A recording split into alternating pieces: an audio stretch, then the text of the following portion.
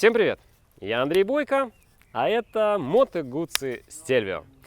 Становится приятной традицией встречать лето в седле Moto Guzzi. В прошлом году я ездил на Сардинию на V85. Этот тест-драйв можете посмотреть, перейдя по ссылке. В этом году я встретил лето в седле старшего брата Moto Guzzi Stelvio. Когда я увидел этот мотоцикл 2 года назад на салоне в Милане, к нему было невозможно подойти.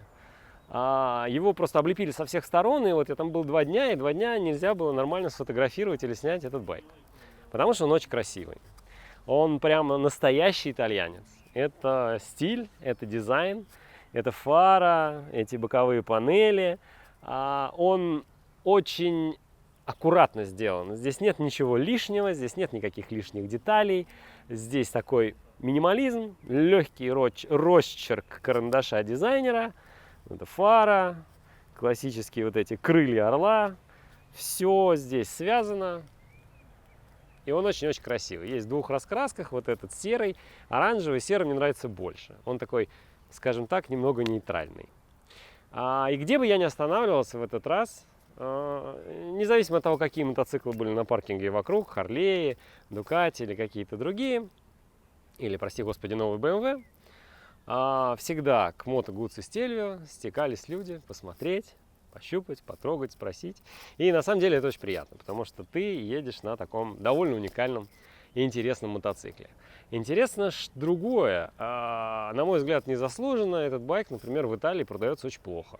Потому что в статистиках он даже не мелькает. Если V7 есть, V85 есть, то вот Stelvio как-то незаметно. Видимо, настолько малы продажи, что статистика не может нам об этом рассказать. Тем интереснее этот мотоцикл, тем экзотичнее он будет смотреться на дороге. Ну ладно, давайте перейдем от сантиментов к технической части дела. Это новый мотор, он перекочевал сюда от спортивно-дорожной, скажем так, модификации. Это литровый, V-образный, расположенный поперек, с приводом карданным валом на заднее колесо, классический для Moto Guzzi, но абсолютно новый литровый мотор. Чуть-чуть больше литра. У меня есть шпаргалочка, я специально записал.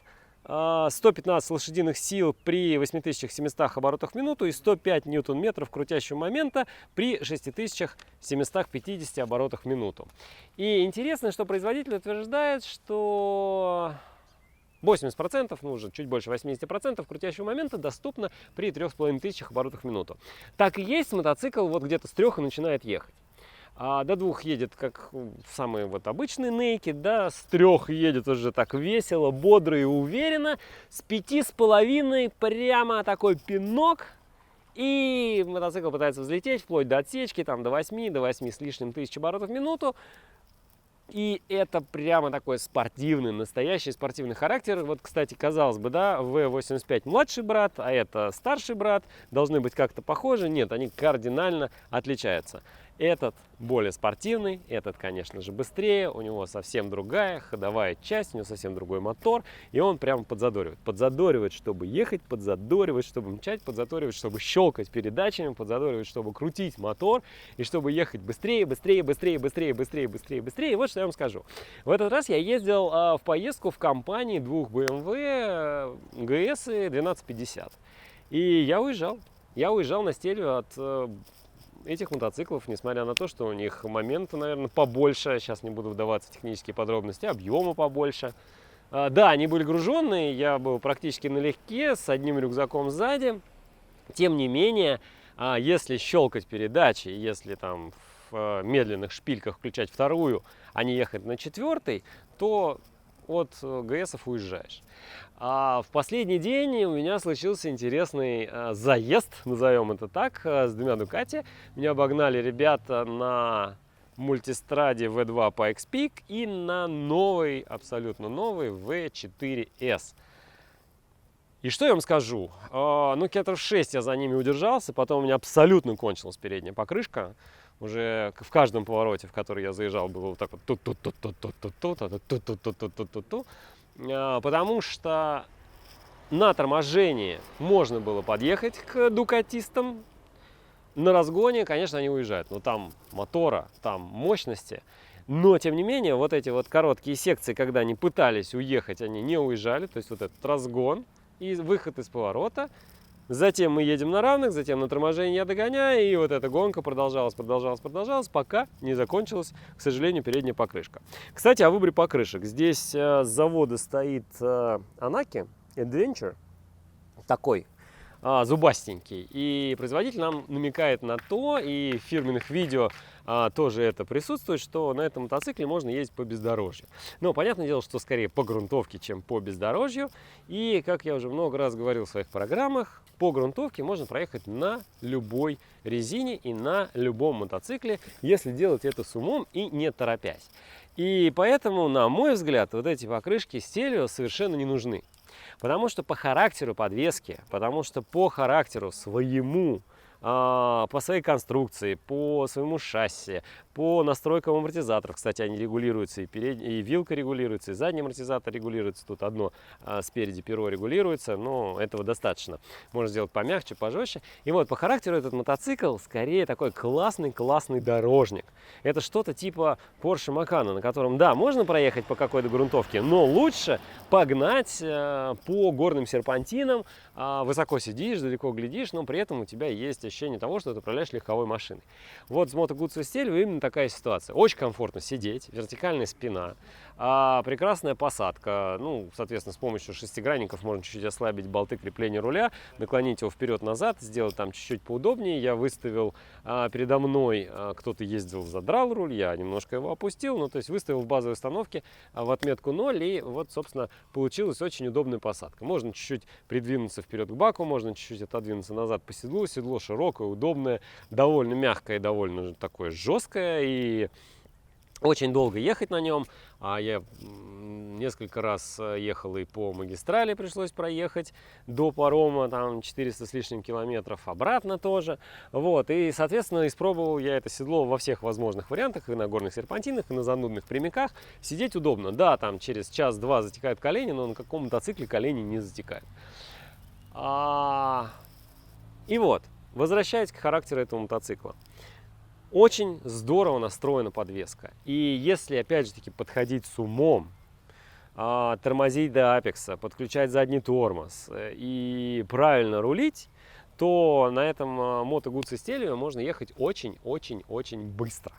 И очень-очень-очень четко. Единственная особенность, которая есть у этого байка, это небольшое доруливание в повороте. Есть мотоцикл нейтральный, а есть мотоцикл, который доруливает, видимо, в силу конфигурации передней части мотоцикла. И в этом плане Moto Guzzi Stelvio очень требователен к водителю. То есть что происходит? Мы довольно быстро подъезжаем к повороту, потому что дорога это позволяет. Тормозим, загружаем переднюю покрышку, отпускаем тормоза, в этот момент мы начинаем заруливать, заезжаем в поворот. И вот здесь нужно полностью расслабиться, нужно полностью расслабить руки. И чуть-чуть в самом апексе мотоцикл дорулит. Или направо, соответственно, или налево. Чуть-чуть дорулит. Чем ниже скорость, тем больше ощущение вот этого вот эффекта доруливания. Чем выше скорость, если это выше 80, 90, 100 км в час, если это прям такие ходовые дуги, то, конечно, никакого ощущения, что мотоцикл доруливает, нет. Но если напрячься, если зажаться, если вцепиться в руль и не дать ему вот сделать этот небольшой доворот, то, соответственно, мотоцикл едет на встречную полосу. Поэтому в этом плане, с точки зрения быстрой и динамичной езды, Moto Guzzi Stelvio очень требовательным к навыкам водителя. И в этом, кстати, тоже его изюминка. Вскользь упомянул тормоза, расскажу чуть-чуть поподробнее. Конечно, по итальянской традиции это Brembo. Большие диски, четырехпоршневые суппорты, сзади тоже Brembo. И тормозит этот мотоцикл очень-очень здорово. Единственное, но, на мой взгляд, великовато усилие на ручке тормоза. То есть хочется, чтобы ручка как бы имела такой, ну, может быть, чуть-чуть больше ход, может быть, чуть-чуть была помягче. Но, тем не менее, торможение очень четкое, отличная обратная связь. И единственное, что вот покрышечка, вот эта покрышечка, которая такая типа оффроудная, она немножко смазывает вот это ощущение классного торможения. И такое немного, такое ватное в конце, вот в апексе уже такое немного ватное ощущение. А вот когда покрышка совсем закончилась, и когда она совсем ушла, ощущение вот обратной связи от переднего колеса попросту пропало. И когда на торможении я уже въезжал в повороты, я уже практически не чувствовал та грань, когда мотоцикл сейчас начнет скользить, и он очень странно начал себя вести. Но опять же таки это вопрос к покрышкам, потому что покрышку я, конечно, переднюю, ну это помойка, это уже просто помойка. Вот, поэтому я считаю, что на этом байке с его настройками, с его подвесками, с его тормозами должно быть что-то, должны быть более какие-то шоссейные покрышки, более спортивные, и это позволит получить больше удовольствия на асфальте, естественно, да, от этого мотоцикла. И я бы не стал бы ездить на этом мотоцикле по какому-то жесткому бездорожью, потому что и на асфальте, а в этом году мы были на Корсике, а потом уже на Сардинии, и на Корсике я был в первый раз, и я читал в интернете, что там такие как бы дороги-то не в очень хорошем состоянии, назовем это так. Некоторые тропы были, по-моему, еще остались со времен Наполеона.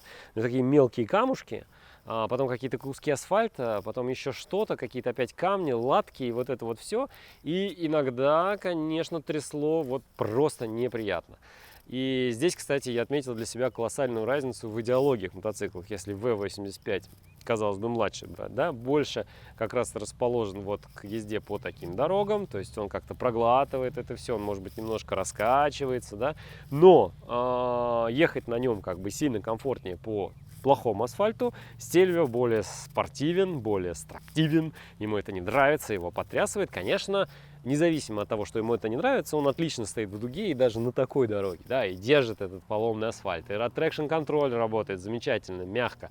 Если резко открыться, там какой-то песок или какой-то, не знаю, там мелкий камень, мелкий щебень, то прямо такого откровенного жесткого скольжения заднего колеса не происходит. То есть такое чувствуется легкий увод с траектории, после этого начинает работать трекшн контроль, мотоцикл встает четко на линию и продолжает ехать вот в эту шпильку или там в более пологий поворот. Опять же таки, вот может быть в таких ситуациях как раз хороши вот эти мягкие покрышки, да, но даже и на дорожных покрышках, более шоссейных и более асфальтовых, я уверен, что ощущение было бы тоже прекрасное, с оговоркой на то, что Стельвио больше нравятся хорошие асфальтовые дороги. И там, где есть этот хороший асфальт, на Сардинии, там более длинные дуги, более ходовые повороты, такой прямо практически идеальный асфальт. С прошлого года на некоторых участках его вообще полностью переложили. И вот там, но на Стельвио можно лететь. Можно лететь так, что многие мотоциклы не позволят так ехать. До подножек, до шаркания подножками, уверенная линия в дуге. Если не лениться щелкать передачами, уверенный выход из поворота, вообще никаких претензий у меня к этому мотоциклу нет. Он вот прямо порадовал. Он красивый, он классно тормозит, он хорошо едет. Есть несколько но. Понятное дело, что сейчас производители идут по тому пути, что ты покупаешь базовый мотоцикл, а цена этого мотоцикла чуть больше 16 тысяч евро, а ты потом добавляешь опции. Во-первых, цена уже приятная. За такой мотор, за столько мотоцикла, 16 тысяч евро, это очень хорошо. И это не ширпотреб, это эксклюзивная вещь, которую, я уже сказал, на каждой парковке по 20 штук не встретишь.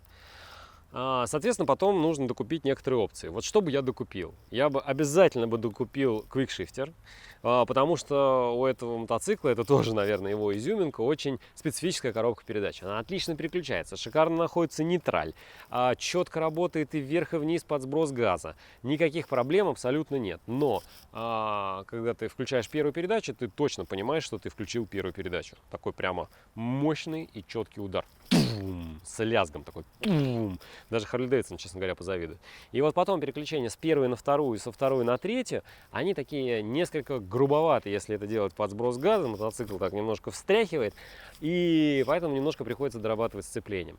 А был бы квикшифтер, за который нужно доплатить, я абсолютно точно уверен, что такого бы не было. И нужно было бы просто нажимать на лапку переключения передач, никаких вопросов бы не возникло. Соответственно, есть модификация с радаром. И это радарный круиз-контроль. У этого байка есть обычный круиз-контроль, и там бы стоял бы еще радар. Это удобно. Я понимаю, что не во всех странах, наверное, это можно использовать, но вот мне бы это пригодилось, когда я ехал по континентальной Италии до парома, который отвез нас на Корсику, а потом мы возвращались с Сардинии, соответственно, я возвращался точно так же, там 500 километров по автомагистрали. Мне бы радар пригодился. И, наверное, я бы, вот честно говоря, не знаю, я бы, наверное, заказал кофры. Я видел эти кофры в мотосалоне, смотрятся стильно, они не самые большие, не самые маленькие, не самые большие. У них такой оригинальный дизайн, поэтому тут нужно смотреть так прям внимательно, сколько поклажи в них можно положить, потому что если бы, ну, наверное, не кофры, то, возможно, какие-то боковые сумки было бы здорово иметь на этом мотоцикле. И, конечно, самое главное, есть оригинальная защита цилиндров, вот этих прекрасных цилиндров, V-образный мотор, цилиндры, которые стоят в правую и в левую сторону. И более того, я вот буквально сегодня, когда мыл мотоцикл, на мойке встретил ровно такой же Moto Guzzi Stelvio с квикшифтером, с дугами. Ну, центральный кофр это на любителей, я центральный кофр не очень люблю. Вот, и вот эти как бы опции я бы добавил. И даже добавив эти опции, этот мотоцикл все равно не становится каким-то бешено дорогим. И что интересно, по факту у него нет конкурентов на рынке. Потому что это либо мотоциклы с большим объемом двигателя и более дорогие, более премиальные, либо это мотоциклы с меньшим объемом двигателя, с какими-то рядными двойками, там еще приблизительно одинаковые по цене. Вот и получается, что с такой мощностью, с таким мотором, с такой харизмой и за эти деньги это чуть ли не единственный представитель на рынке. Понятное дело, что у него есть конкуренты. И мне вот очень хочется сравнить его с новым Ducati, с новым V-образным двухцилиндровым мотором, который 950 кубических сантиметров. Да, чуть меньше кубатуры, но приблизительно та же самая мощность, там плюс-минус вес, вот это все. Было бы интересно этот мотоцикл сравнить. Но это, наверное, когда-нибудь уже в следующий раз. Итак, подвожу итоги.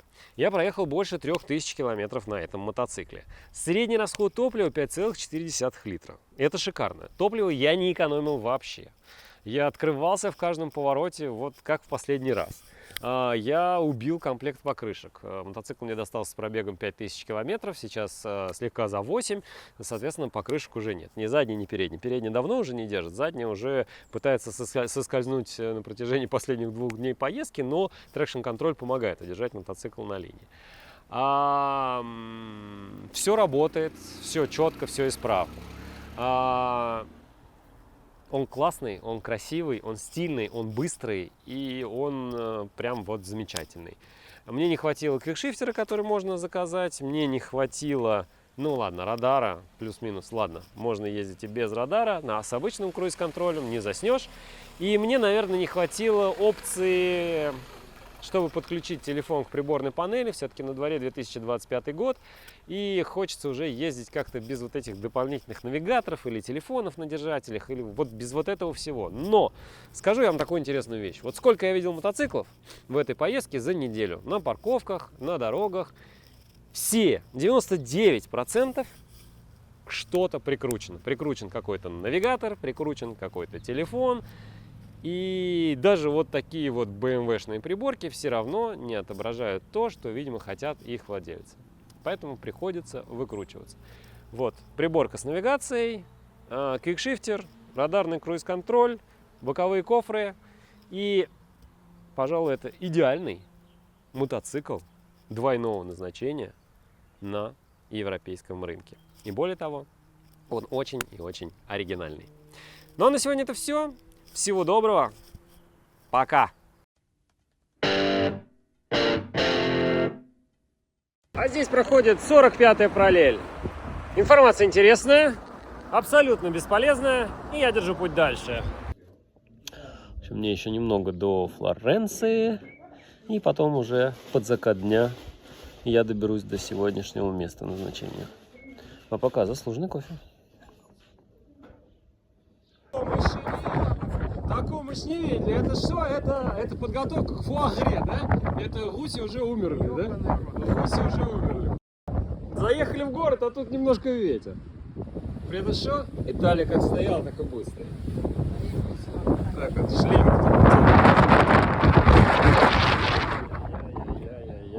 Вот так вот. А говорят, тяжелый мотоцикл, ничего себе.